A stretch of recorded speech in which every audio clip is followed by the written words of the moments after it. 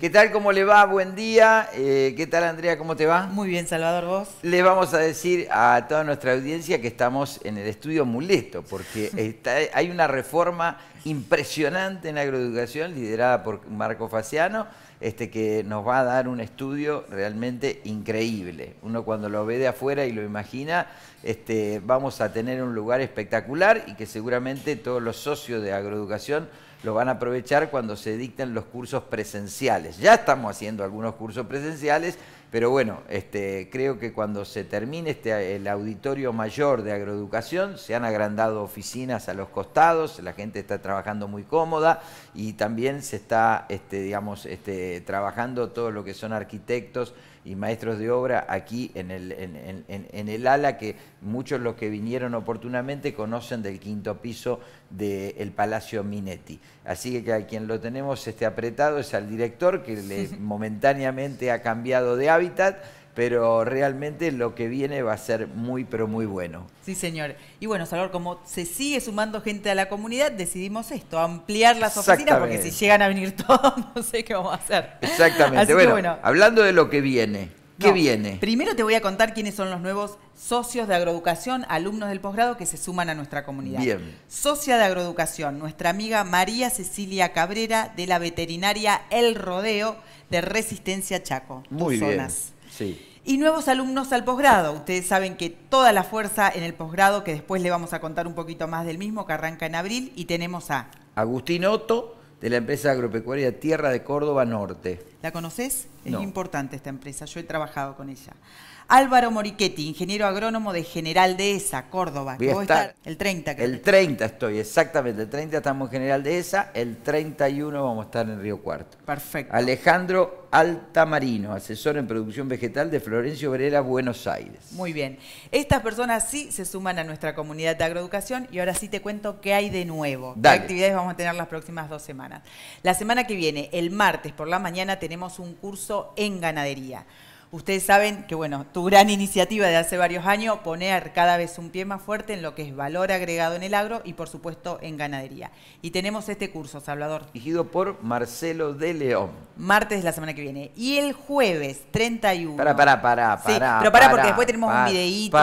Pero el martes de la semana que viene, ¿a qué hora? De 9 a 12:30 por la mañana.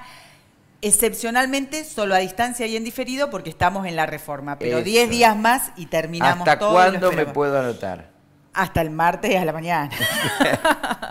Y después en diferido. Así que siempre hay lugar en agroeducación. Bien.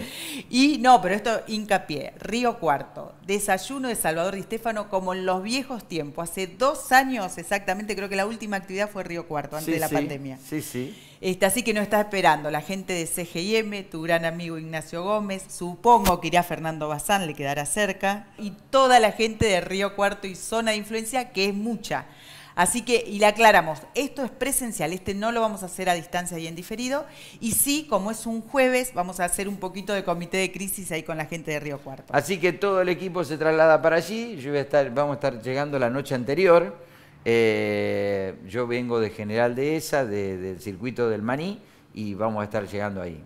No nos queda, en mi caso no me quedo más que mediodía, porque después tengo que salir para que la María. Cenicienta, se pone los zapatitos estamos, de cristal y se va a las 12:30. Mirá, esa semana estamos también de Jesús María, el día jueves a la noche, descansamos en Jesús María y el viernes estamos en Nogoyá en un plenario de CRA. Así que tenemos toda una ¿Esto es con helicóptero o cómo lo hace? No, con la camioneta, con la Amaro. Vamos con la Amaro por todos lados. Así que bueno, y antes de arrancar con los invitados, que no sé si los querés nombrar. Bueno, antes de los invitados tengo que presentar al número 1. No, pero pará, yo así me voy. No, quédate acá que lo vamos a presentar al número 1, Antonio Ochoa. ¿Cómo estás, Antonio? Salva, ¿cómo estás? Andrea, ¿cómo estás? Gusto saludarlo. Buenos días, ¿cómo han estado? Se ven divinos en pantalla verde porque yo imagino que pueden estar en el Everest o pueden estar en cualquier lugar. Aquí la producción les faltó ingenio.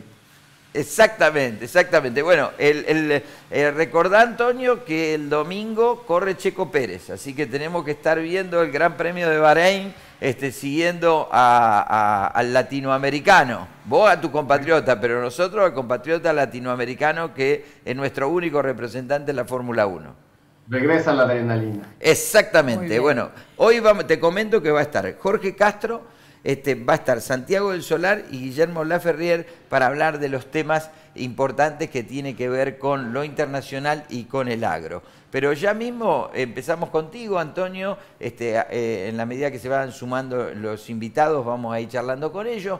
¿Cómo está viendo este loco mercado tan volátil de trigo, maíz, soja? Auspicia este segmento AIPSA, Corredores de Granos.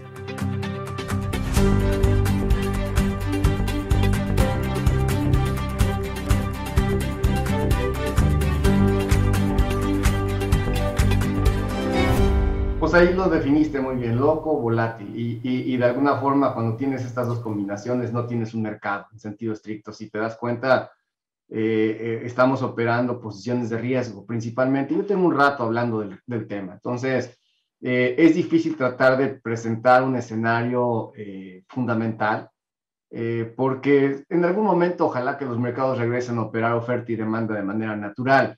El día de hoy, atrás de lo que estamos viendo en el efecto de precios, se están escondiendo algunas fuerzas que nos están llamando mucho la atención.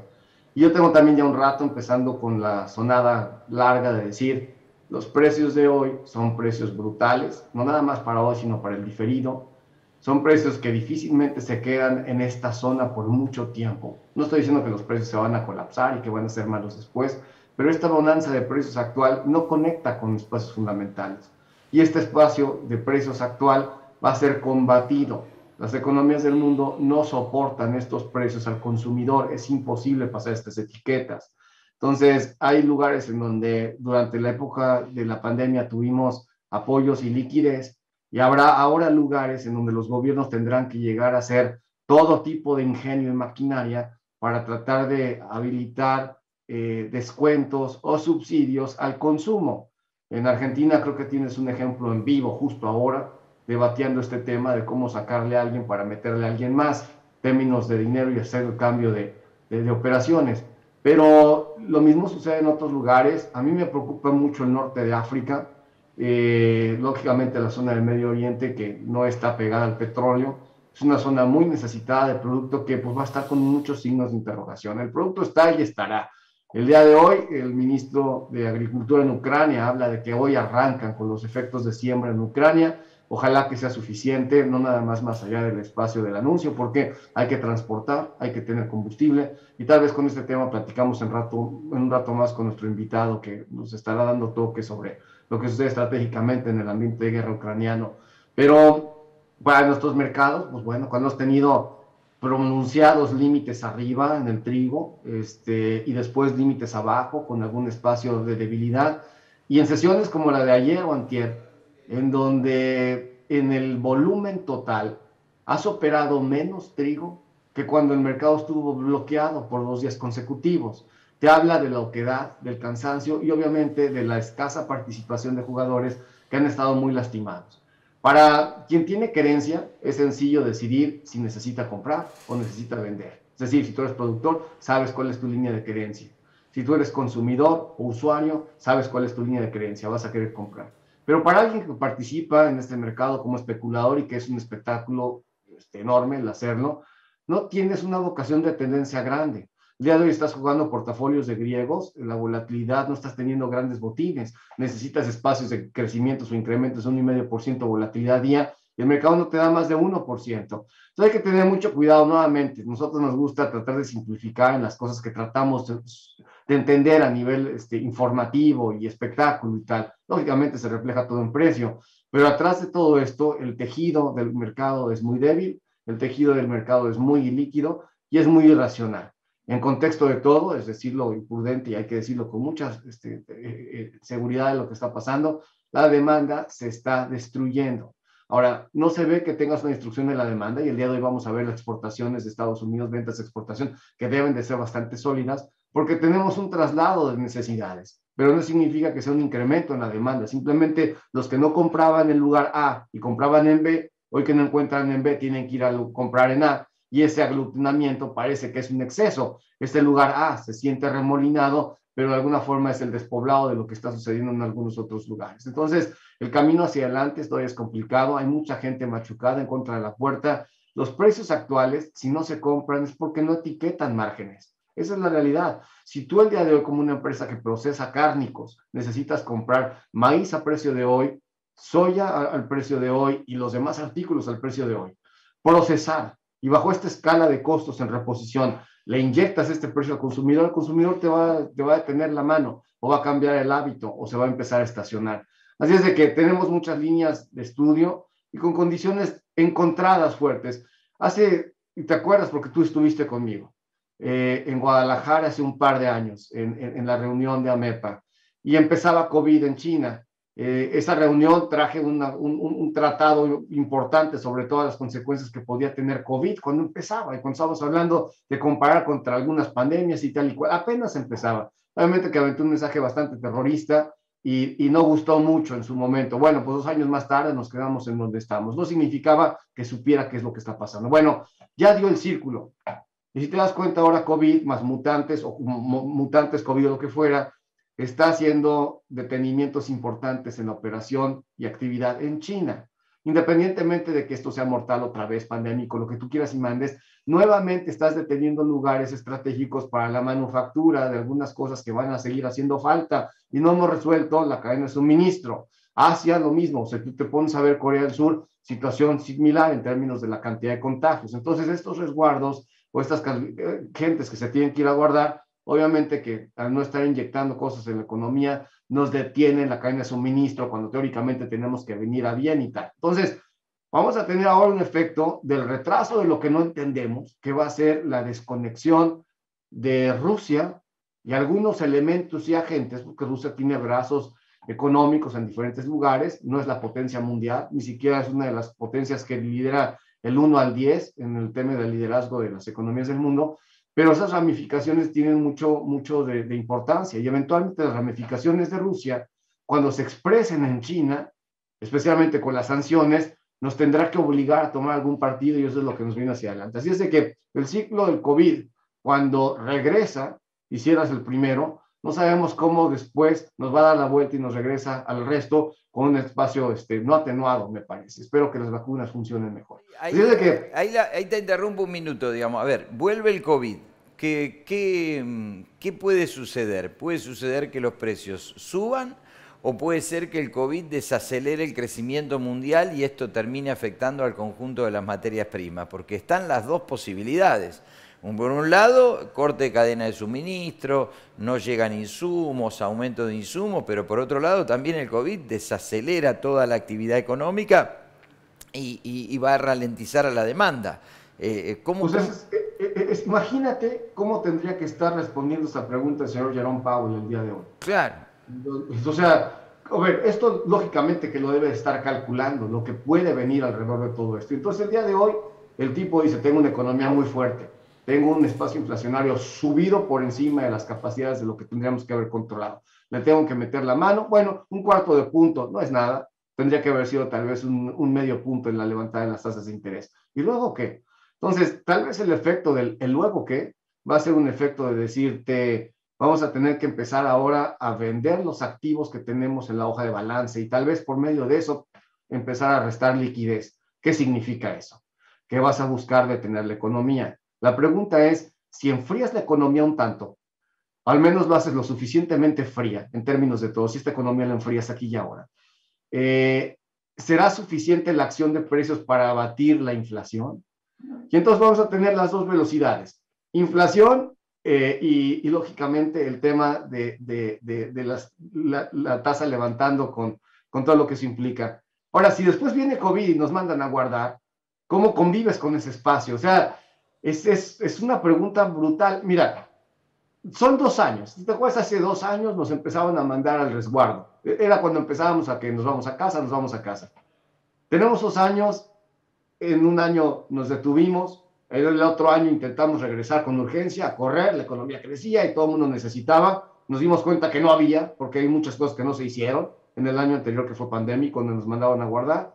Y luego teóricamente tendríamos que regresar en 2022 con empuje, con crecimiento, a capitalizar todo lo que hemos invertido en términos de liquidez, que es deuda y es invento, 40% masa monetaria más en Estados Unidos, lo que tú ya sabes, y nos encontramos una guerra. Entonces, predecir el futuro en todo el orden, Es lo que nos dice, para regresar en la conclusión con el término de mercados, es decirte, el día de hoy los precios de los activos que vemos, es decir, dice maíz tanto, soya tanto. Bueno, esa relación de precio y valor no existe. La etiqueta no está descrita por el precio, está descrita por un artículo de posición de riesgo. Entonces, el día de hoy lo que tienes con soya, con maíz, con trigo y con todo lo demás son posiciones de riesgo.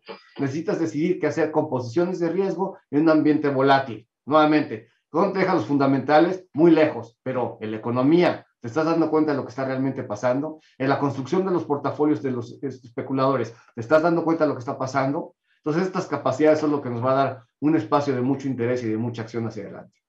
Muy bien, tenemos, Antonio, a dos amigos, uno Guillermo Laferrier, otro es nuestro amigo Jorge Castro, para hablar de la situación internacional. Si te parece, la primera pregunta se la haces vos a Guillermo, que tuvo la deferencia de contactarnos a nosotros. Bueno, para Guillermo, un saludo y lógicamente decirte, bueno, pues seguimos por las redes y los apuntes puntuales que haces en diferentes ocasiones y producto de ellos hay algunas cosas que nos llaman mucho la atención, pero bueno, Guillermo siendo un veterano de guerra, obviamente, y un analista estratégico sobre los temas actuales, pues tenemos que dar punto a lo que está sucediendo en Rusia y Ucrania con las consecuencias que eso representa. Pero si me permites arrancar con una pregunta puntual y tuviésemos que definir qué le daría al señor Putin una victoria para que esto se termine, ¿por dónde empezarías o cómo describirías una zona en donde estas hostilidades tuviesen que ir a detenerse?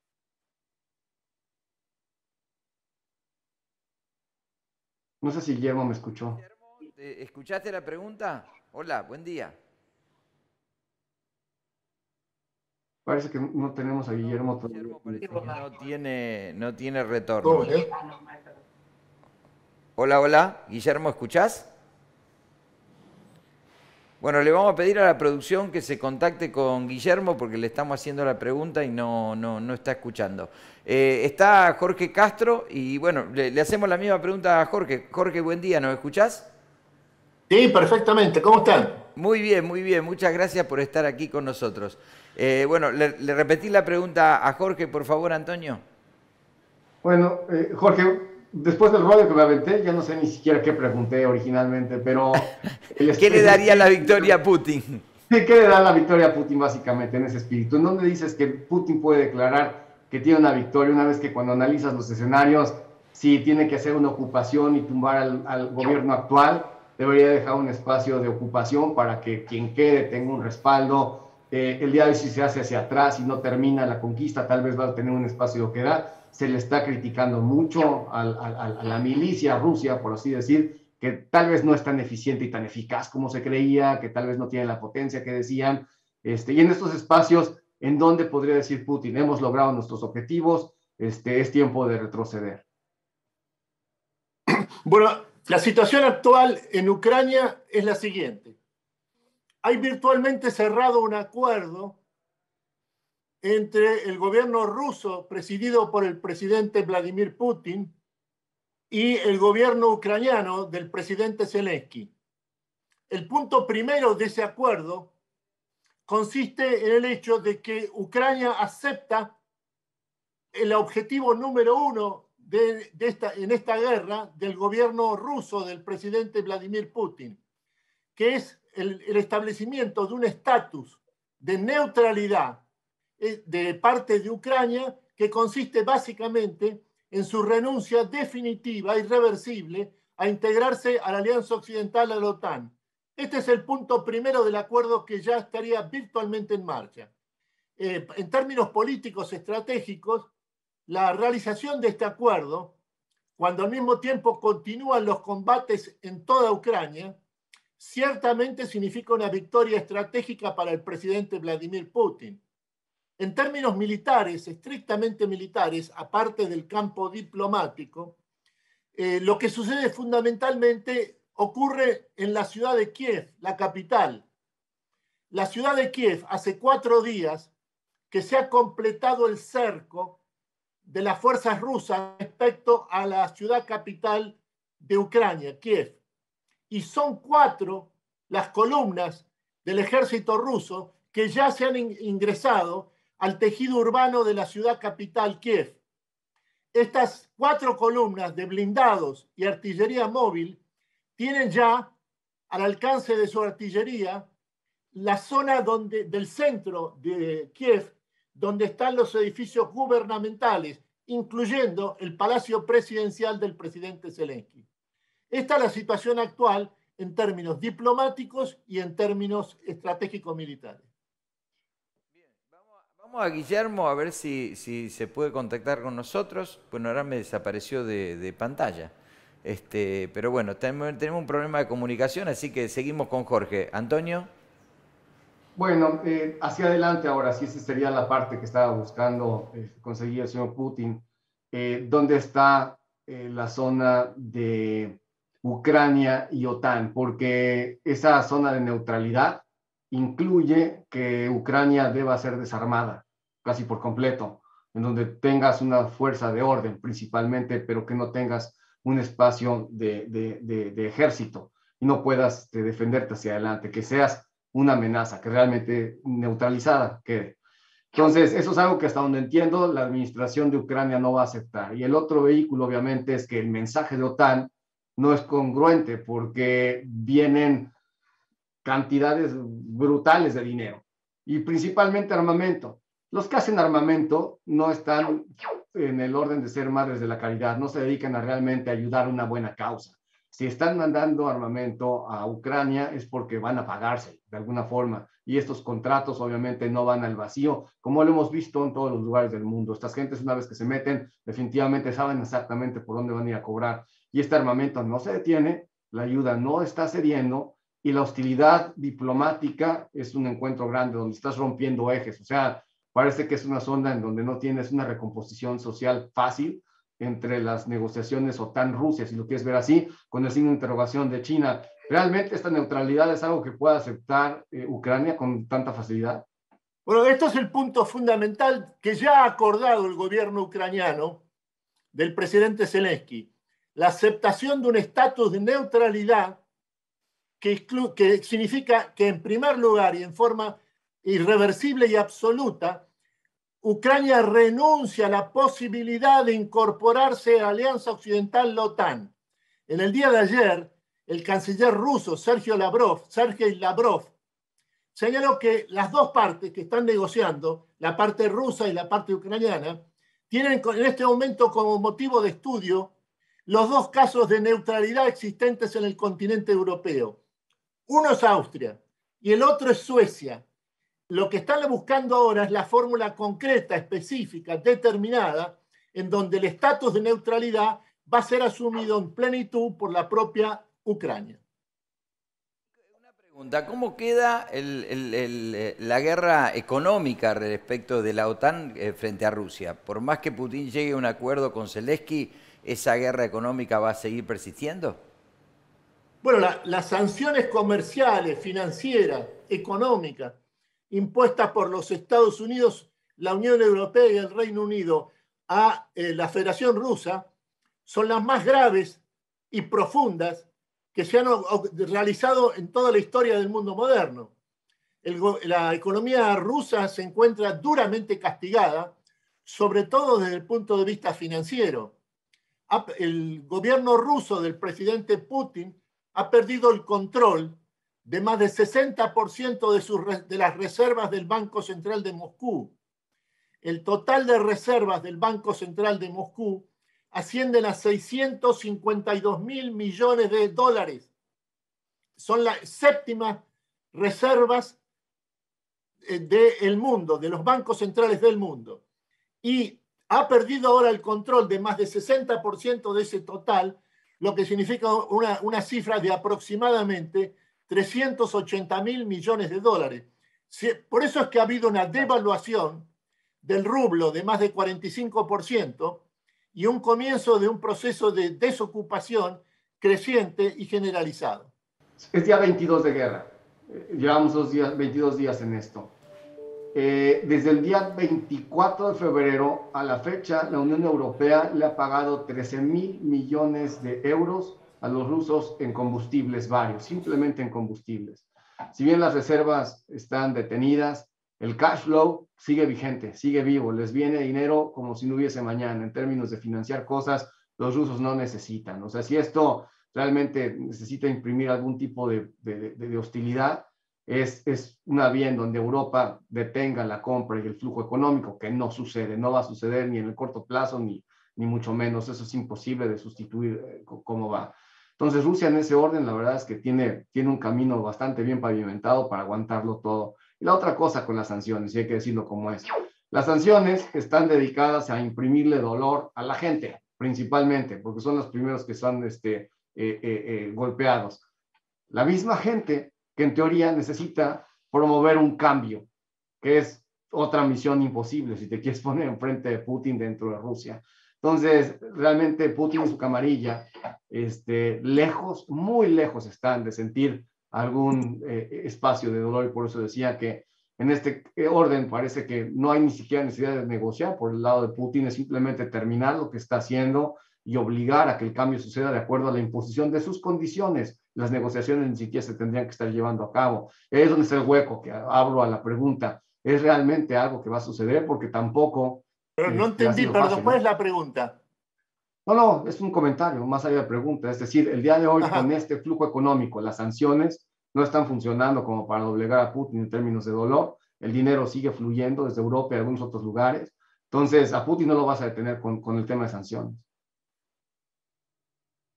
La pérdida del control del 60% de las reservas del Banco Central de Moscú ha implicado una devaluación inmediata del rublo de más de 45%.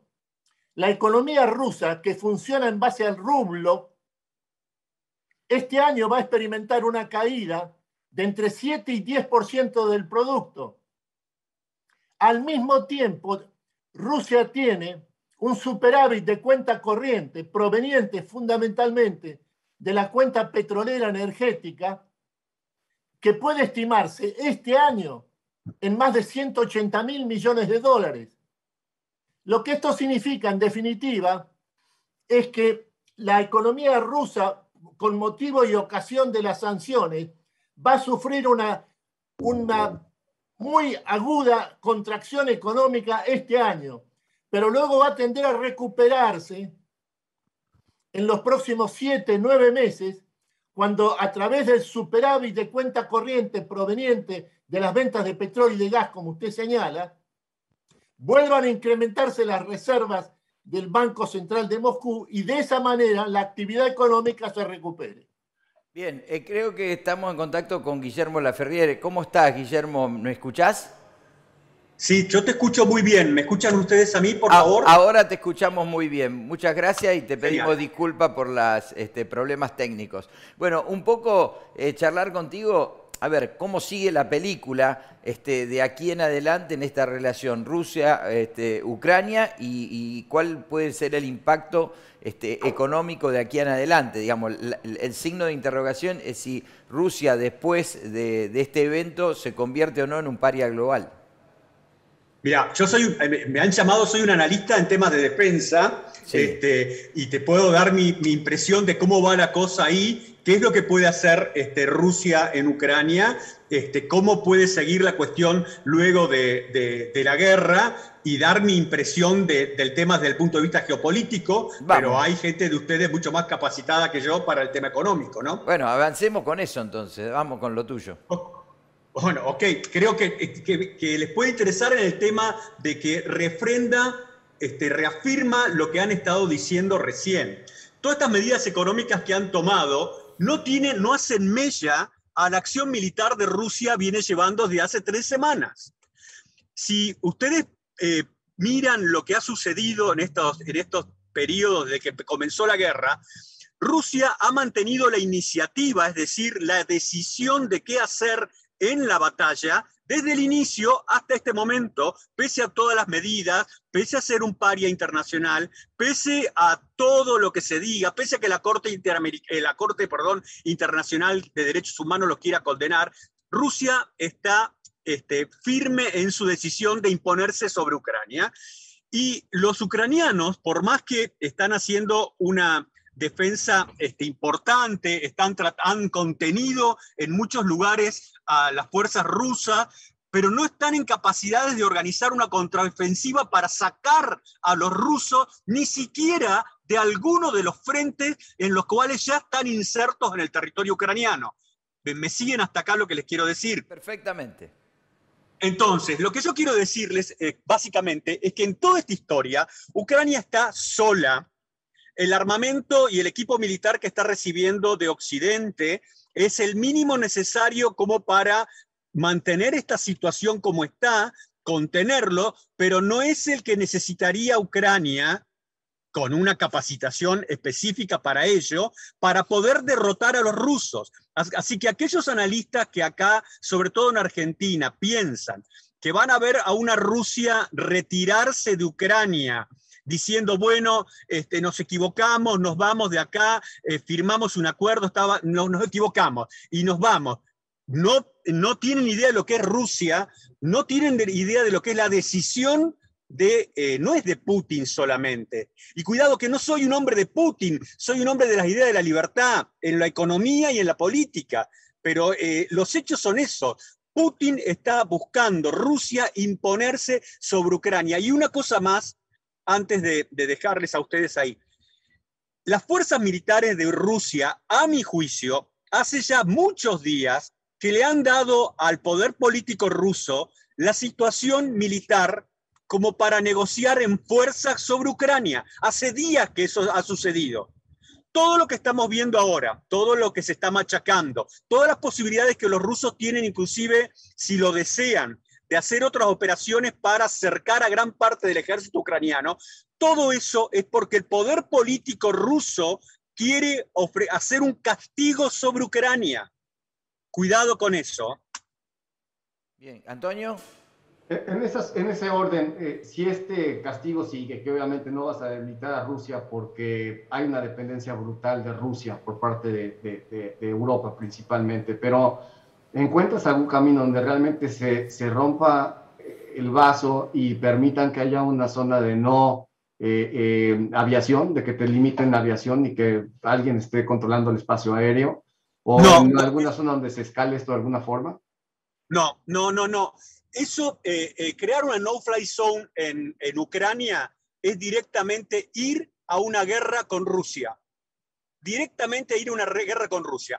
El gobierno del señor Zelensky pide eso porque su fuerza aérea no está en capacidad de darle el control del espacio aéreo, ni siquiera de forma local, para que su ejército pudiera maniobrar, si es que tuviera esa capacidad, contra alguno de los frentes rusos. Por eso pide desesperadamente que alguien le cierre el espacio aéreo de Ucrania, que tiene el tamaño de Francia más o menos, a los rusos. Pero para hacer eso tiene que ser la fuerza aérea de otro país o de una alianza. ¿Quién sería? La OTAN. Si la OTAN se mete a hacer eso, significa que casas de combate de la OTAN, despegando de Polonia o de Rumania, harían patrullas aéreas de combate sobre Ucrania y tendrían que derribar aviones rusos. Y eso es guerra, pero una guerra en el marco nuclear. Porque esa es otra cosa que sobre todo en Argentina no se percibe y se dice, bueno, ¿por qué la OTAN no interviene? No interviene no solamente porque Ucrania no es parte de la OTAN, y podríamos volver sobre eso un minuto, sino porque entrar con tropas o con medios militares a Ucrania significa ir a una guerra con Rusia, donde el umbral nuclear está a la vuelta de la esquina. O sea que, Guillermo, perdón, Guillermo, entonces esto es partido liquidado, o sea, Rusia ya tiene el control de toda Ucrania y lo que resta es un armisticio en condiciones desfavorables para los ucranianos. Mirá, ahí te sumo un tema para que te des una idea de cierta hipocresía con que se está manejando el mundo con esto. Ucrania quiere entrar a la OTAN desde el 2014 aproximadamente, casi 8 años atrás. Y se acuerdan, ustedes tienen más o menos mi edad, algunos, el cuento del arbolito, ¿no? De alguien que quiere plantar un arbolito y la municipalidad le dice, tráeme otro papel y otro. Bueno, le han dado vueltas al tema. ¿Por qué le han dado vueltas al tema y no lo han permitido el ingreso a Ucrania a la OTAN? Porque todos los miembros de la OTAN saben que admitir a Ucrania en la organización es comprar llave en mano el problema con Rusia. porque Rusia desde siempre ha advertido que no va a aceptar una Ucrania en la OTAN. Entonces, ¿qué es lo que puede esperarse de todo esto? Lo que puede esperarse de todo esto, yo no creo que puedo equivocarme, pero no creo que dejar a Ucrania no entrar en la OTAN. Seguramente no creo que vayan a querer quedarse con toda Ucrania porque no tienen capacidad militar para hacerlo. El ejército ruso es muchísimo más pequeño que aquel que tenían durante la época de los soviets. El ejército ruso no es la herramienta de Rusia para enfrentar a la OTAN. La herramienta de Rusia para enfrentar a la OTAN es su capacidad nuclear. Esa es su disuasión con la OTAN. No tiene un ejército, unas fuerzas armadas para invadir Europa. Entonces, seguramente, si las cosas salen como los rusos prevén, se quedarán en la zona del Donbass, quizás en lo que han tomado en la zona del frente del mar de Azov y algo del Mar Negro, no sé, es una incógnita Odessa, pero no se van a quedar con el resto de Ucrania porque no pueden controlarla militarmente, es imposible. Antonio.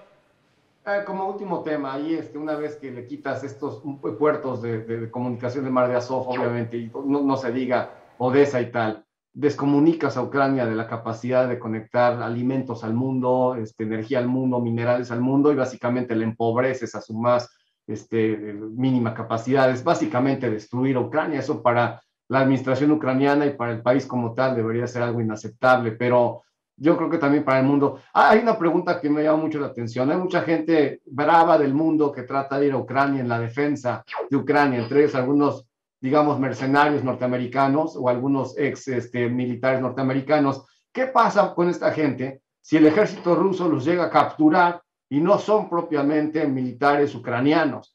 ¿No podría esto escalar en alguna situación más allá de lo diplomático? No, el problema principal lo van a tener ellos si son detenidos, porque al ser mercenarios y no ser parte de la tropa que está beligerante, de la que está combatiendo, no tienen los derechos de un prisionero de guerra. Yo fui prisionero de guerra en Malvinas, y un prisionero de guerra es apartado, desarmado, pero no es juzgado por sus actos, porque sus actos son comprendidos como dentro del derecho de guerra. Pero un mercenario, alguien que va voluntario a pelear por otro país, el país que lo captura bien puede llevarlo a juicio por criminal, por hacer acciones que son criminales y no tuvo el derecho de tomar las armas en defensa de ese país. Hay una diferencia muy importante en eso.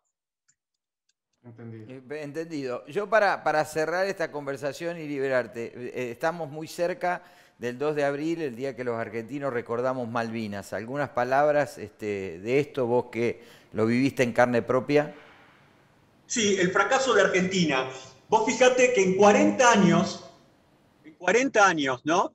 ¿Dónde estaba Alemania, Japón e Italia cuando terminó la Segunda Guerra Mundial y dónde estaban 40 años después? ¿Dónde estaba 40 años después Vietnam, después que terminó su guerra con Estados Unidos? ¿Dónde estaba 40 años después Egipto, que terminó su guerra con Israel? Todos cambiaron su situación dramáticamente para mejor, incluido Vietnam, que su garantía de defensa, está el doctor Jorge Castro acá presente, al cual admiro muchísimo, la garantía de defensa de Vietnam en China, contra China, es Estados Unidos.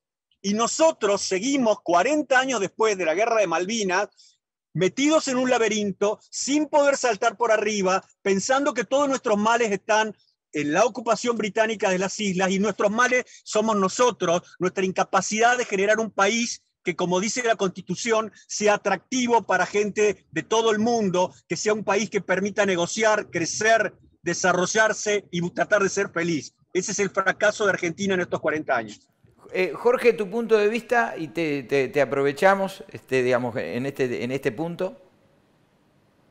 Perdón, ¿sobre qué tema? No, el tema de Malvinas y los 40 años, que justo me pareció interesante lo que comentó Guillermo. En los 72 días de combate por tierra, mar y aire de la Argentina en 1982, combatió contra la reserva estratégica de la OTAN. Y al mismo tiempo la inteligencia satelital para las fuerzas británicas y de la reserva estratégica de la OTAN la proveyó Estados Unidos. En definitiva, la Argentina en ese momento fue el único país latinoamericano que en términos de combate efectivo se enfrentó armas en la mano contra uno de los principales ejércitos europeos y contra que a su vez integrado por la reserva estratégica de la OTAN. En este sentido, la Argentina tiene una experiencia en materia de combate contra los grandes centros de poder del mundo que es única e incomparable con respecto al resto de los países latinoamericanos. La Argentina, en definitiva, debe reivindicar con orgullo lo que significó la gesta de Malvinas a partir del 2 de abril de 1982. Bueno, yo le agradezco mucho a Jorge, a quien todos admiramos, a Guillermo, a quien le tenemos un respeto único por haber defendido a nuestro país, y le agradecemos mucho este contacto y quedamos a disposición. El saludo tuyo, Antonio, para los ponentes. Mis respetos para el doctor y obviamente para Guillermo lo mismo. Gracias por el parte de guerra, por así decir, por esto que sucede justo ahí, en donde nosotros lo estamos viendo con atención, más allá del espectáculo noticioso que es bastante confuso. Muchas gracias. Le quiero contar sobre la actividad académica más importante que tenemos desde Agroeducación, que es el curso de posgrado en agronegocio, Bien. Salvador, en el cual vos, Antonio, Carlos, que no está y la gente me está escribiendo en privado. ¿Qué pasa con Carlos? Bueno, Carlos tuvo una noche de copas en el País Vasco y no pudo llegar a este lugar. Mentira. Puede haber tenido noche de copa, pero él la zafa. Él tiene una gran cultura. Fue a visitar a sus nietos. Como todos los miembros de Agroeducación, que bueno, no es el único. Fue a visitar a sus nietos, entonces está de viaje y entonces no ha podido estar hoy con nosotros. No obstante, debo ser sincero, estuvo chateando, whatsappeando conmigo hasta hace instantes, así que está al tanto de todo, porque en cualquier lugar del mundo que esté, él tiene información de todo lo que pasa en el Poder Ejecutivo, en el Ministerio de Agroindustria y en la Argentina. Perfecto, bueno, y les contamos, el curso de posgrado en agronegocios arranca el 22 de abril, pero ya hay más de 150 personas anotadas. ¿Por qué? Porque constantemente desde Agroeducación le estamos brindando clases complementarias. Ayer tuvimos una clase magistral, como siempre, las de Mariano Echegaray, impuesto en el sector agropecuario, desde una visión para el productor, para el acopiador, para el administrador, cuál es la incidencia de todos los impuestos en la rentabilidad agropecuaria. La semana que viene tenemos de forrajes, de eficiencia en la gestión de forrajes con Marcelo de León, la otra es la de Salvador Di Stéfano, es decir, son cursos que se suman a la grilla del posgrado, que son 18 clases desde abril a diciembre, viernes cada 15 días, de 2 de la tarde a 6 de la tarde. Porque es una de las preguntas, ¿es muy intensivo? ¿Voy a poder llevarlo a cabo? Mirá, nosotros te brindamos una experiencia innovadora en capacitación. Todos los cursos, toda la información, todos los comités de crisis los jueves, es decir, información vas a tener, conocimiento vas a tener. Depende de tu tiempo y del sector en el que estés inmerso que lo vas a ir aprovechando.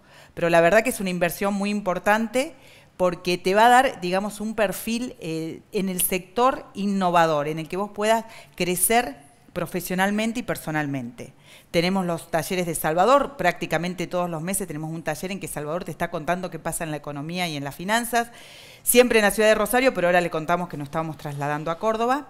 Y bueno, son 3 módulos, agromanagement, valor agregado y comercialización granaria, que no son estancos porque siempre estamos combinando estas clases durante todo el año. Y por supuesto, con nuestra metodología que se adapta a vos. Presencial en la ciudad de Rosario, a distancia en directo, durante el transcurso del curso, en cualquier momento que vos puedas, haces clic y participás activamente. Y apenas termina el curso, le damos un ratito a los chicos de tecnología para que lo editen, ya lo tenés subido a tu plataforma. Y lo ves tipo serie de Netflix. Entrás, adelantás, lo ves la semana que viene, dentro de 3 semanas, dentro de 3 meses la clase que no pudiste ver antes y que ahora te interesa. Así que bueno, es una inversión muy importante. Y antes de pasar con Santiago, si ustedes nos permiten un minutito, ahora sí pasamos el video del posgrado. Vamos al video. Un nuevo día comienza. Con él, oportunidad de crecer, mejorar y superarse. Ideas acompañadas de acción resultan en crecimiento y desarrollo.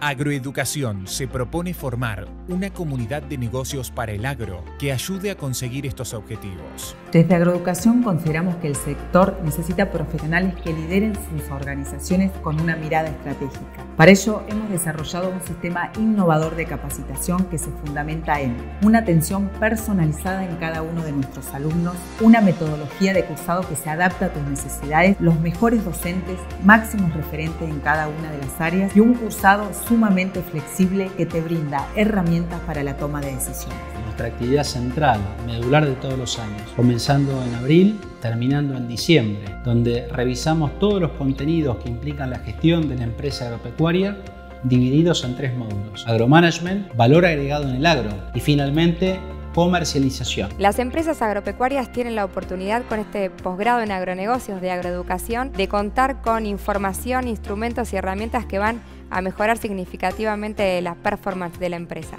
Qué mejor que contar con un GPS de primer nivel como es el posgrado de agronegocios, donde te vamos a estar aportando información, conocimiento y vinculación. Sumado a eso, contacto directo con cada uno de los referentes, los que dictan el curso, y una comunidad que se desarrolla a lo largo y ancho de todo el país. En agroeducación se hace todo junto, de alguna forma, con gente que opera, que hace las cosas, que no nada más es una cátedra, de alguna forma derivada de un libro, sino que es gente que tiene las manos en el negocio, siempre evolucionando, siempre innovando, siempre agroeducación. El curso de posgrado de agroeducación te ofrece esa posibilidad, tener todo, la coyuntura y la estructura, todo aquello que te haga falta saber para mejorar tu gestión, para aumentar tus conocimientos y para responder a todas las inquietudes. El gran desafío para el campo va a ser innovar e invertir. Innovar porque va a tener que trabajar con un menor paquete tecnológico a mayor costo. E invertir para obtener los mismos resultados que en el pasado. El productor se tiene que recibir de empresario y el mejor lugar para hacerlo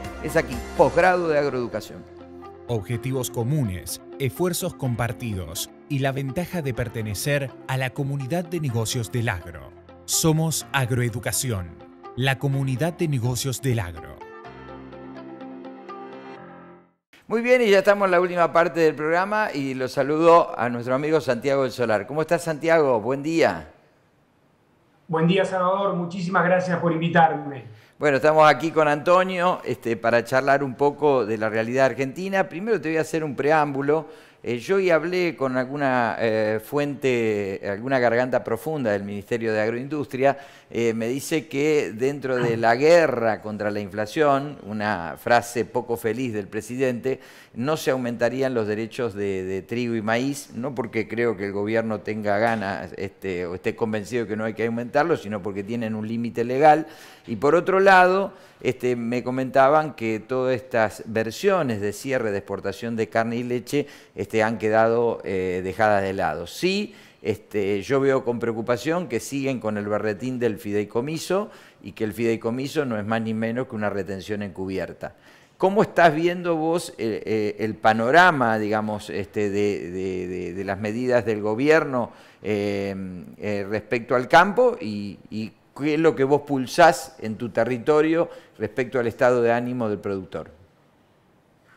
Bueno, son todas medidas que van para desalentar la producción. Hoy en la práctica está cerrado el mercado de harina de soja, de aceite de soja, cerrado el mercado de maíz también, que se llegó al famoso volumen de equilibrio, cerrado el mercado de trigo viejo, el que se cosechó en diciembre y enero, 14,5 millones de toneladas, y cerrado el mercado futuro de trigo, que se cosechará en diciembre de este año y enero del 23. Lo cual, el productor ve que mientras más produce, más problemas va a tener, porque más excedente va a haber que no lo va a poder colocar en el mercado internacional. O sea, no solo están los derechos de exportación, que todos los días aparece una nueva, como fue esta suba de derechos de exportación de 2 puntos a la harina y al aceite de soja, que eso sí es, aparentemente eso sí se va a dar, el diferencial del tipo de cambio, una brecha del 70-80%, y el cierre de exportaciones, que hace que el productor argentino reciba aproximadamente 1/3 del valor internacional de los granos. Y por otro lado, ahora estamos decidiendo qué vamos a sembrar y estamos viendo los precios de fertilizantes que sí llegan a valor pleno internacional, subiendo todos los días, entonces el desánimo es muy grande. Y hay zonas de sequía muy importantes, como la zona núcleo, que se está cosechando 4.000 kilos, 3.000 kilos de maíz, que eso evidentemente el que tiene que reponer y comprar fertilizantes, arrancar la campaña que viene y ve este panorama de un mercado cerrado de exportaciones y con permanentemente mensajes que se van a aumentar los impuestos para el campo, por supuesto que no ayuda a producir más, y si lo mezclamos con el contexto internacional, Argentina no está a la altura de una crisis que hay ahora que se necesita producir más. Argentina está encaminando o generando todas las condiciones para que se produzca menos, no más. Antonio. Me cuesta trabajo agregar cosas, o sea, o sea, ¿qué quieres que te diga? Es una situación desesperante. Los aranceles distortivos, no hay apoyo, no hay financiamiento, y el estímulo a hacer cosas hacia adelante, la verdad es que no se ve optimista. Y el mercado pues, está listo para comprar. En Argentina, ahí estás teniendo a la gente de la Unión Europea buscando maíz en Argentina, destrabando las cosas que los impedían y van a ir a buscar en un lugar donde no les quieren vender, en una condición donde el precio es bueno. Es difícil que te agregue algo inteligente, honestamente. Santiago, cuando ustedes estaban en el ministerio, vos perteneciste, digamos, al Ministerio de Agroindustria de la gestión anterior, ustedes habían llevado la retención del poroto de 33% y harina y maíz al 33%. ¿Qué diferencia ves con ese posicionamiento que ustedes le habían dado a esa retención con el posicionamiento que le quiere dar ahora el gobierno, que quiere subir del 31 al 33% la harina y aceite de soja? Bueno, primer punto, toda suba de derecho de exportación es una mala noticia, punto, ¿no? El gobierno decidió eliminar el diferencial de aceite, harina y poroto, que eso sí es bueno, eso es, porque convengamos, es una cuestión distorsiva y única de Argentina, pero por el camino inverso. Decidió, en vez de bajar el poroto del 33 a 31, subir la harina y el aceite al 33. Convengamos, ¿cómo funciona el diferencial? El diferencial funciona de la siguiente manera. Para exportar soja y su producto de la soja, o sea, harina y aceite, hay dos ventanillas. Una ventanilla con más impuestos y otra ventanilla con menos impuestos. Todo el mundo quiere ir por la ventanilla de menos impuestos, sin lugar a dudas. Ahora, esa ventanilla con menos impuestos no es para todos. Es para algunos. Algunos pocos que los puedo contar con los dos dedos de la mano, no más. Ahora, ¿cómo se accede a esa ventanilla para exportar soja con menos impuestos? Bueno, exportando harina y aceite. Para eso hay que tener una aceitera, una industria de alto capital intensivo, es una barrera de entrada altísima, una inversión multimillonaria, hay que tener logística internacional, son empresas multinacionales, una espalda financiera monstruosa. Entonces, ¿qué pasa? ¿Cómo funciona el diferencial?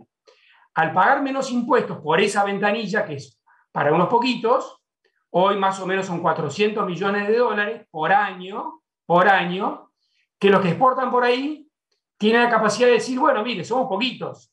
De esta mayor capacidad de pago, ¿cuánto vamos a trasladar para atrás? Y lo menos posible, tendiendo a cero. En la época de mayor oferta, que es ahora, abril, mayo, junio, hasta octubre, es cero, históricamente, y al final, a veces parte de eso se traslada, pero convengamos que es una masa de dinero enorme y por eso los exportadores siempre se quejan de esto. Y el diferencial es algo, es una práctica que en cualquier discusión internacional se cae. Nadie puede hablar de un arancel intracadena. En el acuerdo Unión Europea-Mercosur esto se borró. Dijo, no, se puede tener una cosa de este estilo si quieren acordar con la Unión Europea. Lo mismo si uno va a la OECD, en cualquier discusión internacional, los aranceles intracadena no funcionan. Es más, funciona que un productor al final un productor de Casilda o de Pehuajol, está financiando o subsidiando a estas 8 industrias, lo cual no tiene ningún sentido. Y hemos llegado a exportar biodiesel más barato que el aceite con este sistema. Con lo cual, un chacarero de Firmat o de Bolívar le estaba financiando el tanque de gasoil a un francés o a un alemán, a un estadounidense. Una distorsión enorme. O sea, eliminarlo está bien, pero era a la inversa, bajando impuestos y con un cronograma de retenciones que llega a cero. Santiago, te puedo hacer una pregunta y obviamente que no me califiques por la ignorancia, pero es una pregunta honesta y con ingenuidad. El día de hoy, la industria norteamericana, con este tema de los biocombustibles, recibe un apoyo brutal, que es el RIN, el crédito de carbón. Indirectamente es un subsidio enorme para quien hace molienda en Estados Unidos y toda esta industria. Es un subsidio incomparable. Te vas a China y tienen un proteccionismo para su industria de molienda igual, en donde la soya respecto a los productos a la hora de importar, tienen decir, yo protejo la industria doméstica. Encima de todo el golpeteo y todo lo que tienes en contra en país riesgo, Argentina, si tú haces una inversión grande como molino, como un espacio de molienda, obviamente que lastima contra este riesgo y este cambio de juego. Tener este diferencial, desde mi óptica, digamos que posiblemente le termina beneficiando más al productor, que podría recibir un pago mejor por la soya, producto de que tienes cómo defender un mejor margen de molienda ante un entorno competitivo que es increíblemente hostil, y no al revés. Es decir, el productor, yo no veo cómo se vaya a beneficiar de que tengas estas cosas planas respecto de cómo lo tenías anteriormente. Me cuesta trabajo entender cómo es ese traslado de riqueza del campo hacia lo demás. Entiendo el concepto, pero a lo mejor, como te dije hace un rato, peco de ignorante y de ingenuo. Yo entiendo que hay países que dicen tal industria la vamos a subsidiar, pero la subsidia el Tesoro. El Tesoro Nacional decide, supongamos que es estratégica la industria del crashing en Argentina. Bueno, macanudo, si es eso, lo subsidia el Tesoro argentino. Acá no, acá lo subsidia el chacarero. Esa es la gran diferencia. Le tiran el problema al chacarero diciéndole, a vos te conviene esto, ¿no? Pues el cuento es ese, a vos te conviene esto, cuando en realidad, si uno dijera, bueno, Argentina va a subsidiar a la industria aceitera por algún motivo, que habrá que ver las prioridades de Argentina, a quién le hay que subsidiar a una persona que no tiene para comer o la industria aceitera, pero, bueno, en este caso se elige al productor. ¿Y cómo se elige? El mecanismo que yo dije. El Estado dice, yo quiero recaudar tanto de derecho de exportación. Bueno, se puede recaudar de muchas maneras. Con una tarifa plana, con una sola ventanilla y que haya competencia por la mercadería. Cuando hay competencia, ahí sí le llega al productor el precio. Es como si yo quiero vender mi auto usado y me dicen solamente se lo puedes vender a tus cuñados. Bueno, mis cuñados son 3, bueno, no creo que consiga el mejor precio que si yo lo publico y tengo una competencia y voy a conseguir el mejor precio por mi auto usado. De esta manera hay unos privilegiados que pueden exportar ellos, guardándose esa diferencia y no la trasladan en la práctica, porque en la práctica no la trasladan, eso se puede demostrar, y en el fondo lo que estamos haciendo es transferir riqueza. Si ese dinero que se lo lleva al exportador, ¿por qué no lo bajan en derecho de exportación para todos con una tarifa plana? Tengamos menos derecho de exportación para todos y que haya libre competencia. ¿Cómo estás viendo al productor en el proceso de toma de decisiones? Vemos, por un lado, a través de los registros, que hay muchísima retención de soja. ¿Crees que esto, digamos, la idea es llegar hasta el próximo gobierno, esperar la próxima campaña para vender, o crees que va a haber alguna liquidación en los próximos meses? Bueno, siempre se habla, ¿no?, de la retención de soja, y cuando llega el empalme de la otra campaña, este año creo que quedan 8 o 9 millones, capaz que 10, no sé, convengamos que es un año especial. Normalmente hay un saldo técnico que son como 5 millones de toneladas, que son como los últimos 5 litros de nafta del auto, ¿no? Nunca se llega al tanque cero porque el sistema funciona con cierto porcentaje que tenés que guardar siempre para llegar a la otra punta. Lo mismo pasa con la soja.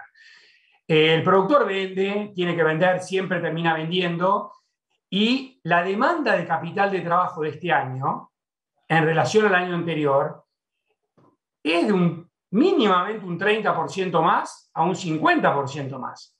El productor necesita mucho más dinero para financiarse. Para los fertilizantes, por decir algo, hay herbicidas que duplicaron o triplicaron el precio, y tienes que arrancar con eso, con tasa de interés subiendo, que no es tan simpático para un productor tomar tasas del 50, 45%, entonces, por supuesto que el productor termina vendiendo. La retención se da y se va vendiendo de a poco, porque en Argentina no hay moneda, convengamos que uno vende y tiene que pasarse al peso, que no es una moneda confiable para nadie, pero las ventas van a estar y la necesidad de capital de trabajo es monstruosa este año en relación al año pasado, y me preocupa de cómo van a ser muchos productores para poder financiarse y poder sembrar este año. Seguro. ¿Cómo está viendo el mercado de la carne? Vos estás en Trenquelauquen, ¿verdad? Sí. Bueno, nosotros estamos viendo básicamente en el mercado de la carne, bueno, todos los problemas de la exportación de carne vacuna, pero un segundo gran problema es que no somos competitivos para exportar cerdo ni somos competitivos para exportar pollo. Y cuando vemos a los productores vemos que se va a incrementar de abril en adelante la oferta de pollo, se va a incrementar la oferta de cerdo y prácticamente podemos entrar en una canibalización de precios. Y eso es muy malo porque, a ver, los precios del valor agregado se canibalizan, pero los insumos, como bien lo planteé recién, están subiendo. ¿Cómo está viendo este mercado para los próximos meses? Argentina es un país que tiene una economía cerrada. Es una de las economías más cerradas del mundo. Entonces, si nosotros queremos apuntar a producir más, tenemos que apuntar a exportar. Y para exportar hay que importar. Cuando uno negocia un acuerdo de libre comercio con Corea, uno dice, bueno, te voy a vender carne de cerdo, carne de pollo, pero ellos venden tecnología, computadoras, nosotros las ensamblamos, los tractores tienen un arancel del 35%, en fin. Hacemos todo para tener una economía cerrada. Entonces es imposible salir a exportar sin tratado de libre comercio como tiene Chile. Chile no tiene estos problemas, bueno, hasta ahora, por lo menos, no los ha tenido, porque produce sin tener maíz, sin tener soja y exporta con acuerdo de libre comercio. Argentina está tan cerrada que es como dije al principio, tenemos cerrada la exportación de soja hoy, de maíz, de trigo, de carne y con amenaza de ley de abastecimiento. Entonces, ¿por qué vamos a exportar más si enseguida nos encontramos como lo que recién decís vos, Salvador? Hay muchos que dicen, mira, yo puedo producir más, pero me encuentro con una frontera de mármol que no me dejan exportar porque yo tendría que vender a precios de pérdida el pollo o lo que sea en el mercado interno, con precios máximos. Así que es abriendo la economía. Si seguimos cerrando la economía, nunca vamos a poder generar empleo de calidad, crecimiento del PIB per cápita, como lo hizo Australia, Nueva Zelanda, que piensan exactamente al revés que nosotros y les va al revés que nosotros. Seguro. Estás en una zona muy tambera, digamos. Hay tambos realmente muy importantes, muy productivos. ¿Cómo estás viendo el mercado de la leche?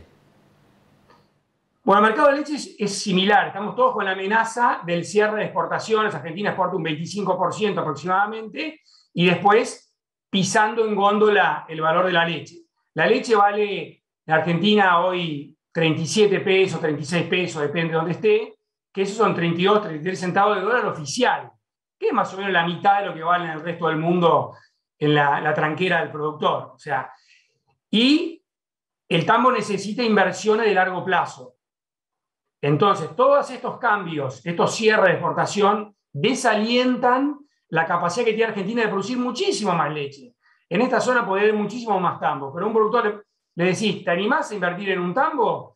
Y bueno, tienen temor y dicen, bueno, me van a cambiar la regla de juego, pues hago una mega inversión y después, ¿qué hago? Si me pasa lo que está pasando a todos los demás tamberos, prefiero no. Argentina tiene pisada las inversiones porque Argentina es un país que no deja importar ni tampoco deja exportar. Entonces vamos a terminar viviendo con lo nuestro, como siempre se dijo históricamente de Argentina, y es achicar el PBI, achicar los salarios, aumentar la pobreza. Gonzalo, tengo una pregunta personal. Me la contestás si querés, si no, no. Digamos, ¿qué haces en Trenquelauquen? ¿Haces agricultura, haces ganadería? ¿Nos contás un poquito de vos? Sí, este es un campo que tradicionalmente era ganadero. Ahí ve la cabezada, ¿no?, que tenemos. Era ganadero por muchas generaciones y nos fuimos pasando a agricultura. Agricultura por ambientes. Trabajamos mucho con agricultura con información satelital. Hacemos lo que se llama agricultura de precisión, o sea, estamos trabajando al metro cuadrado, cambiando las densidades de siembra, adaptándonos a cada sector del suelo, obteniendo la mayor productividad. Al mismo tiempo trabajamos con herramientas con el Weedit, que eso nos sirve para pulverizar solamente donde están las malezas y donde no. O sea, nos tecnificamos mucho y tenemos un muy buen equipo de trabajo acá. Sembramos girasol, maíz tardío, trigo, a veces cebada, algo de maní también, girasol confitero, maíz pisingallo, diversificamos bastante y tenemos otro campo cerquita que hacemos 100% tambo, que vos te referías recién a esta actividad, que también tratamos de tecnificarnos, invertir, tomar gente y crecer, pero obviamente un gobierno como este te manda todas las señales como para que no lo hagas, ¿no? Mi familia apoya mucho la inversión, siempre de tratar de generar oportunidades en zona, y bueno, vamos a seguir haciéndolo, pero obviamente con esta situación te frena, porque la vocación de querer producir es una cosa y la realidad es otra. Bueno, tenés cuidado lo que vas a decir porque está mirando Andrea Pacerini, así que yo te voy a preguntar un poco del tema tambo. Sí. Hoy tenés un precio de la leche a nivel internacional, la leche en polvo, cerca de los $5.000 la tonelada. Si no está ahora, va a estar en junio en los mercados de futuro. ¿Cómo está ese precio en relación al que te pagan a vos? Digamos, ustedes solamente entregan la leche, no le hacen ningún proceso, no tienen quesería, no tienen nada. ¿Y cómo estás, digamos, con tu precio y cómo están con tus costos? Bueno, son esos números de 36, 37 pesos la leche. Cambia muchísimo la productividad del campo. Hay campos que ese precio le sirve para paliar muchísimo los costos y otros que están en una situación de margen negativo, ¿no? El año pasado fue peor, este año remontó un poquito, pero al subir tan fuerte los granos, Andrea Pacerini siempre dice lo mismo, ¿no? A la vaca se ordeña en pesos, pero come dólares, porque más o menos el tambo nuestro, el 30% es pasto y el 70% es silo y concentrado, y eso se va comiendo todos los días la rentabilidad. Y son actividades de mucho capital intensivo y de mucho personal trabajando. Entonces son las que más reciben el golpe cuando tenés una situación como esta de desconectarte con el mundo. Precios máximos en la góndola para todo, lo cual es absurdo, porque uno diría, bueno, que hagas una tarjeta alimentaria, y es un poco lo que preguntaban antes, que la pague el Estado Nacional, el subsidio, no el productor de leche, el subsidio a todos los lácteos de Argentina, porque ¿por qué le va a pagar los lácteos del Hotel 5 Estrellas? ¿Por qué el pan del Hotel 5 Estrellas? No, que haga una tarjeta alimentaria y se paga a los que no puedan pagar los costos de la alimentación, que ayude el Estado Nacional y no el productor, porque siempre el problema se lo tiran al productor. La industria aceitera dice, bueno, un diferencial que lo pague el productor, y acá cuando se pone precios máximos, ya sea al pan, a los lácteos, lo que sea, el problema es al productor. El productor tiene los costos internacionales. Cuando uno va a comprar una tonelada de fertilizante, de fosfato monamónico, para hacer un verdeo, una pastura en el tambo, le dicen, mira, vale $1.400, $1.300 la tonelada, y es lo que vale el resto del mundo. Lo siento mucho si vos tenés problemas. Problema tuyo. Seguro. Y ahí se cae la producción. ¿Overo macho qué hace? ¿Lo engordá? No, lo vendemos a un vecino. Todo se vende a un vecino. Sí. Macho no lo guardamos. Nosotros con Antonio teníamos la esperanza que tenga un animal lindo para terminar y a comer un asado, pero bueno, veo que no podemos contar con vos para eso, digamos, claramente no. Ahora, ¿por qué vale tanto la vaquillona Holando en el mercado? Están pagando muchísimo, digamos, se ha dado un fenómeno en donde por la vaquillona ha tomado valores increíbles. Yo creo que pasa un poco como la invernada, los remates de invernada también, la hacienda de carne, vos haces la cuenta y si compras el ternero a este valor, vendés el gordo a este valor y le das de comer maíz... Perdés plata. Perdés plata y punto, y bastante. Sí. Bueno, acá un poco lo mismo, son reservas de valor. Argentina no tiene confianza en la moneda para nada, es muy difícil comprar dólares, no es tan fácil, y hay una brecha monumental. Entonces pasa eso, la gente busca la reserva de valor ante una inflación, que lo que vimos ayer o anteayer, no sé cómo se conoció el índice, de 4,7 y yendo para arriba. Entonces pasa eso, la gente dice, bueno, ¿qué puedo comprar para quedarme en algo en moneda dura? Y bueno, va diversificando terneros, algunos compran insumos, poniendo la cabeza y pagando el triple de lo que se pagaba antes, y otros compran hacienda de tambo, que también es necesario reponer, porque, digamos, no es tan fácil mantener un rodeo con determinada cantidad de hacienda, porque siempre hay descarte todos los años, entonces algunos tienen que comprar y otros no. Y bueno, como reserva de valor puede ser, pero a la larga, si el negocio es malo, se termina desplomando todo. Seguro. Antonio, ¿te queda algo antes de despedirlo a Santiago? Sí, Santiago, hacia el año que entra y en este año, si te quieres atrever a la pregunta, ¿vendes maíz a estos precios para el año que entra y este año o te lo guardas en términos comerciales? Nosotros tenemos un programa de venta bastante formal, digamos, tenemos costos a cubrir, entonces siempre vamos vendiendo, hemos vendido a futuro, también nos agarramos la cabeza ahora, tenemos contratos que vamos a tener que entregar a $180 o menos, otros un poco mejores, tenemos vendido más o menos la mitad del maíz, pero hoy está cerrada la exportación de maíz, eso es increíble, está cerrada, entonces no hay un mercado transparente, entonces vamos a esperar a que se abra para poder comercializar, lo mismo con el trigo, por eso el gobierno no entiende que cuando dice cierro, vendan, no, si cerrás no vendo, es al revés, tiene que haber un mercado fluido y transparente, y que haya competencia, si no pasa lo contrario. Por supuesto que hay un límite, que hay un momento que tenés que vender para pagar los costos que acabo de explicar, que han crecido mucho, que estás obligado a vender. Pero no genera para nada confianza que estén cerrados todos los mercados de granos. Hay una guerra, una invasión de Rusia a Ucrania, que no sabemos cómo va a terminar, y sí sabemos que hay un faltante de granos que ya venía de antes, y Argentina no está a la altura. Está al revés, está diciendo a los productores, no produzcan más porque hay un tope, que se llama volumen de equilibrio, antes le ponían otro nombre, que se lo reparten entre poquitos y se produce un abatimiento de los precios que le llega al productor. Entonces, el plan de fertilización, el plan de siembra, eso está totalmente afectado con estas medidas. Las señales son muy malas y el temor es que aparezca otro en el que sembremos. Eso que todos los productores, cuando miramos, estas son las reglas. ¿Y cuáles van a ser las reglas una vez que sembrés el trigo? ¿Mejores o peores? Peores. Peores. Entonces guarda, cuidado, un poco menos, no tanto fertilizante, tener cuidado, en fin, estamos en esa. Bien, la última de mi parte y te despedimos, la pregunta más animal. Suponete que gana el partido de tus amores y te dice, volvé al Ministerio de Agroindustria, largá todo esta pasión que estás teniendo en Trenquelauquen con tu empresa y todo y te vas a Buenos Aires para trabajar por el país. Mira, lo hice, es un tema familiar bastante importante hacer una cosa así, dejar todo. A mí, la verdad que tengo vocación de servicio, sin duda que lo tengo, y yo quiero ayudar a mi país, no solo producir y estar haciendo esto, que a mí me encanta producir, lo que más me gusta es estar en el campo, estar produciendo y tratando de mejorar las cosas, estar con el equipo de trabajo, pero sí entiendo que Argentina necesita mucha gente que ayude. Y yo pongo el hombro como sea, de la manera que sea, en instituciones gremiales, ya sea la Sociedad Rural de Rojas, que participo, o Sociedad Rural Argentina, que estoy en el Comité de Granos, y donde sea. Y por supuesto que trabajo también con la Fundación Pensar y los políticos que diseñan el plan que tendremos una vez que se ganen las elecciones en el 23, que yo creo que ese va a ser el camino, va a suceder, pues, y ahí se verá qué es lo que se hace. Pero yo quiero que Argentina tenga un cambio, tenga un programa que nos saque a Argentina de esta decadencia espantosa, y va a ser durísimo. Yo sé que va a ser durísimo, pero bueno, el hombro lo voy a poner.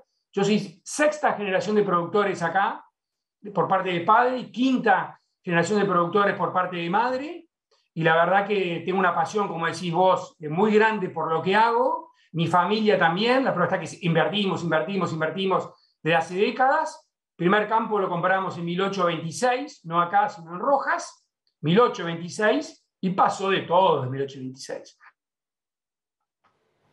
Ay, qué lástima que se congeló. A ver si lo recuperamos. Justo estábamos en 1826, nos subimos justo al DeLorean para ir a esa época y quedamos congelados. A ver si lo podemos recuperar. Qué cosa increíble, 1826 en Rojas. ¿Vos te imaginás eso? Una cosa increíble. ¿Estás ahí, Santiago? Sí, estoy. Te escuchamos. La última vez compraron el primer campo en 1826 en Rojas. Contanos esa historia rápido, dale.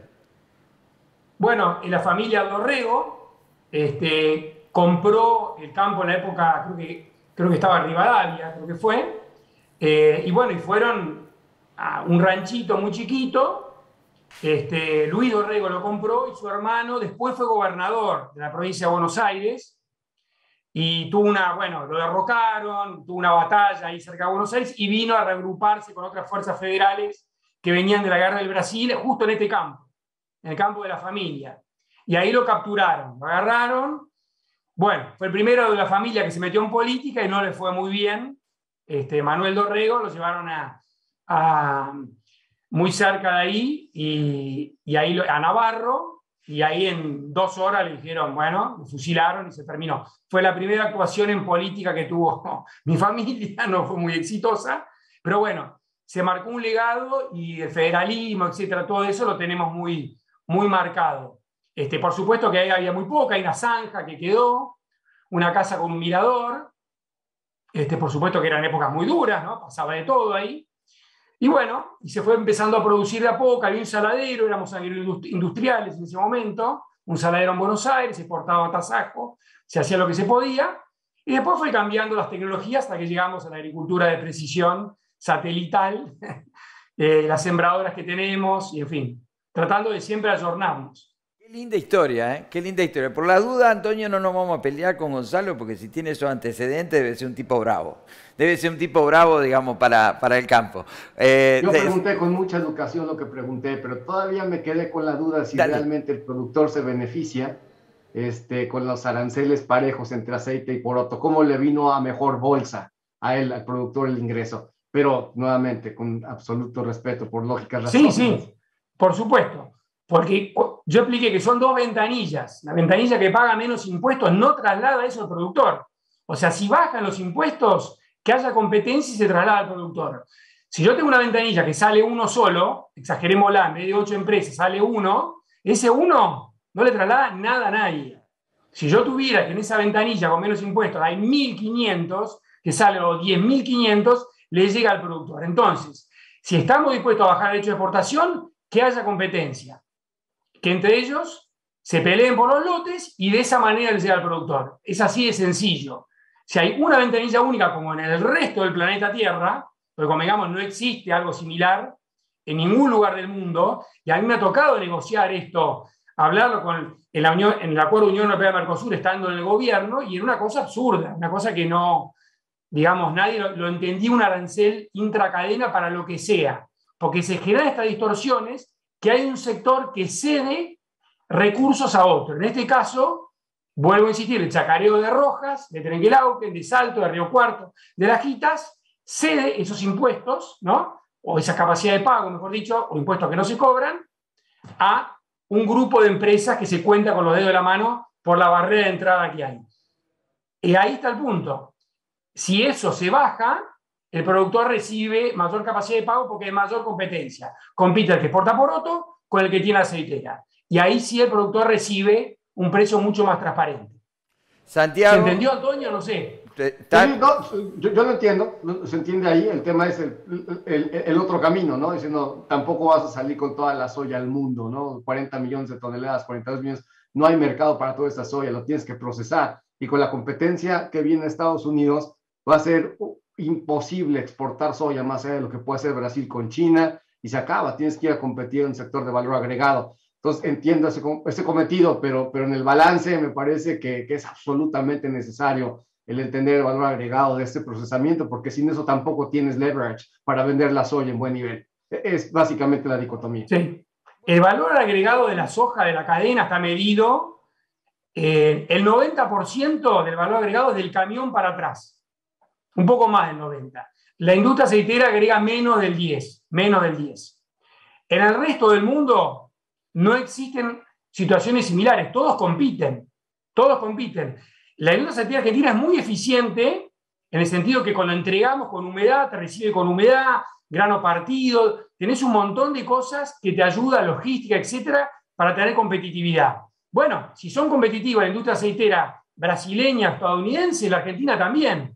Por ahí el management a veces no está tan adecuado porque están acostumbrados a esto. Y bueno, gente más eficiente que entienda los procesos y a competir. Pero que esa diferencia se traslada al productor, que es el que agrega, incluyendo al transportista, más del 90% del valor agregado de la cadena. Más del 90%. O sea, no se puede perjudicar a más del 90% por darle un privilegio a un 7-8% de valor agregado que genera la industria.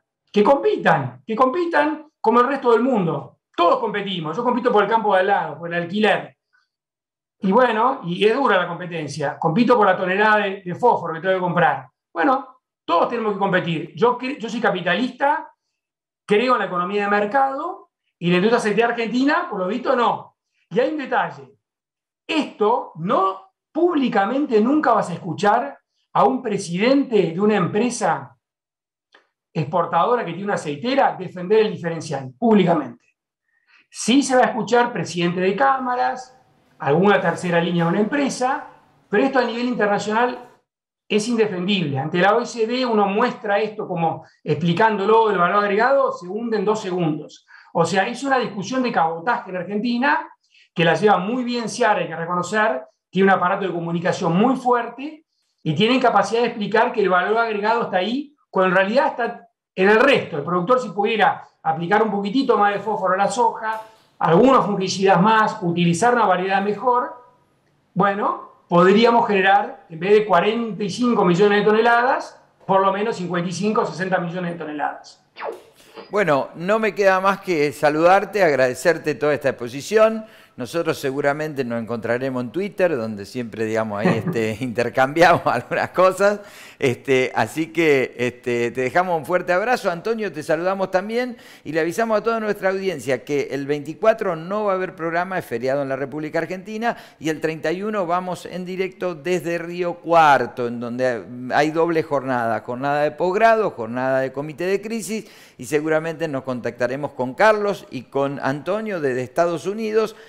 Estados Unidos es un continente, así que, digamos, no lo podemos juntar porque juntos son dinamita, digamos, como esa vieja película de cowboy que había en una época. Entonces uno estará seguramente en la zona de Miami y otro estará en la zona de Chicago.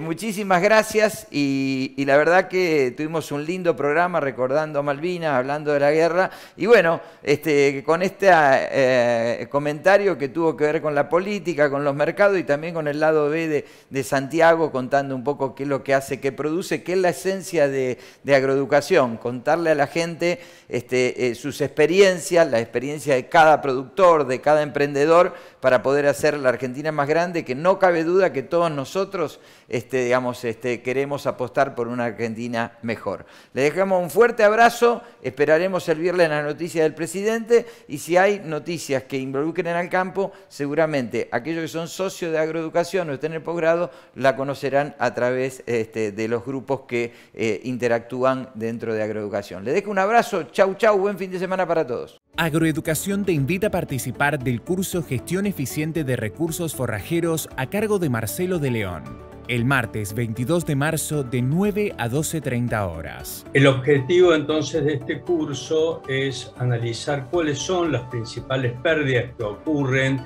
en este proceso de planificación y gestión de los recursos forrajeros y cuál es la relación de dichas pérdidas con los resultados productivos y económicos de las empresas ganaderas. Y como bonus track, Adolfo Sarmiento hablará de ganadería en pastizales naturales y Hugo Cofanelli sobre ganadería en zonas agrícolas. Como siempre, con la metodología que se adapta a vos, a distancia, en vivo y en diferido.